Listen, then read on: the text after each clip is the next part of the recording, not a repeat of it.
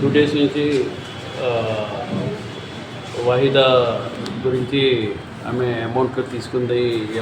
ఎప్పుడో ఒక 3-4 ఇయర్స్ నుంచి ఇది ఎప్పటి నుంచో జరుగుతుందని మాకు తెలిసింది. అదే మేము దానికోసం మేము కూడా చెప్పినాము, మా పార్టీ వాళ్ళు కూడా చెప్పారు దీని గురించి ఎంక్వైరీ చేయాలి. అప్పుడు వరకు తాత్కాలికంగా అంటే ఆమె మొత్తం ఇష్యూస్ క్లియర్ చేసే వరకు, ఎవరిది అమౌంట్ వాళ్ళకి దీంట్లో అంతా క్లియరెన్స్ చేసే వరకు తాత్కాలికంగా తెలుగుదేశం పార్టీ నుంచి వాహిదా సస్పెండ్ అయింది. ఎందుకంటే ఏమన్నా ఉంటే కూడా వాహిదా క్లియరెన్స్ చేసుకోవాలి అది. ఎందుకంటే నేను మొన్న కూడా అంత బాధ్యతలు వచ్చారు, నాకు చెప్పడం జరిగింది ఇక్కడ. మేము కూడా దాని గురించి నాకైతే అంత సబ్జెక్ట్ లేదు. ఎందుకంటే నాకు ఎలక్షన్స్ ముందే వాహిదా తెలుగుదేశంలో జాయిన్ అయ్యింది.